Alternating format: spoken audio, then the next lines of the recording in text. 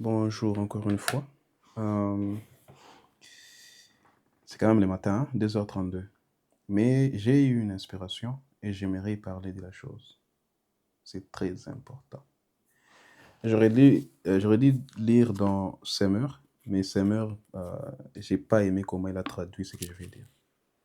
Je vais vous parler des décisions de Paul. Paul avait pris plusieurs décisions dans sa vie. D'abord, la décision de tenir son corps assujetti. Il dit, je traite durement mon corps. Paul était un homme sage. Il ne dit pas, je traite durement le corps de mon frère. Il dit, je traite durement mon corps. Traitez durement vos corps. Chacun pour sa part. Et surtout en ce qui concerne les nations. Parce que pour nous, le salut est individuel. Les temps sont fortement avancés, frère.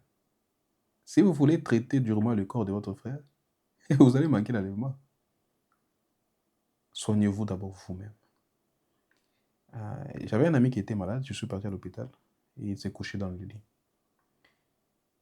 J'ai regardé tous les malades. Les malades dormaient. Je n'ai vu aucun malade qui était après un autre malade pour essayer de résoudre le problème de l'autre malade. Mais s'il y a un malade qui veut résoudre le problème de l'autre malade avant de résoudre ses propres problèmes, ce malade là-bas est très malade. Pour ne pas dire que c'est un fou. Mais Paul avait pris des décisions. Il dit, quand je suis venu à vous, je n'ai pas voulu utiliser des mots extravagants.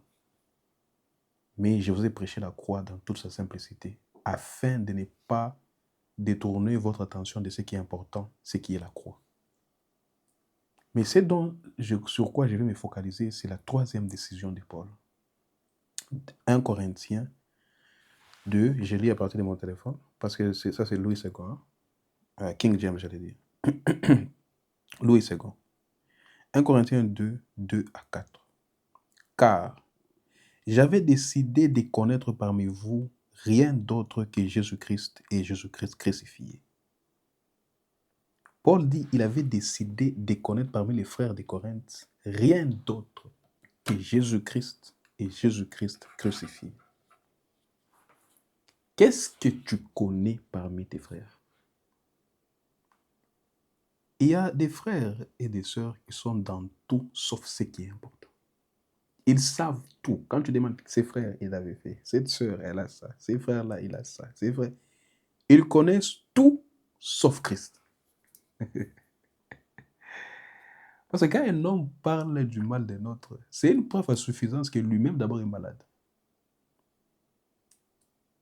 Quand Paul parle de l'amour, il dit l'amour couvre une multitude de péchés.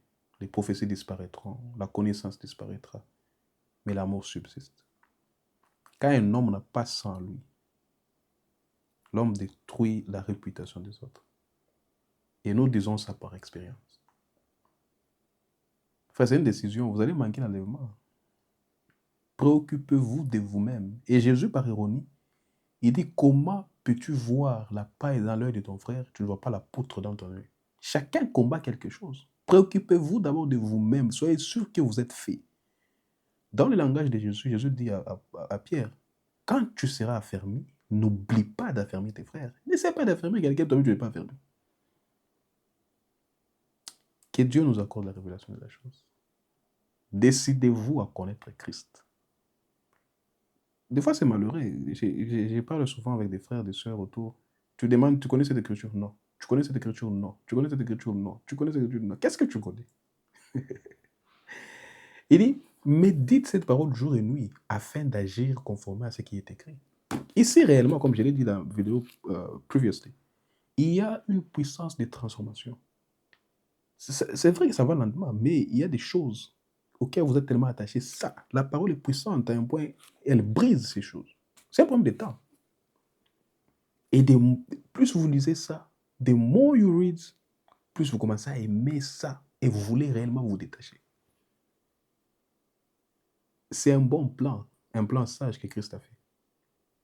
Mais décidez-vous à ne rien connaître parmi les frères si ce n'est Christ et Christ crucifié. Ça signifie, je me décide de ne voir que les biens de mon frère.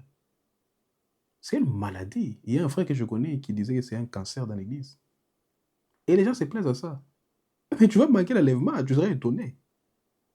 Les premiers seront donc les derniers. Que Dieu vous en accorde la révélation. Comme il dit lui-même dans Apocalypse, que celui qui a des oreilles entende ce que l'Esprit dit aux églises. Que Dieu vous bénisse.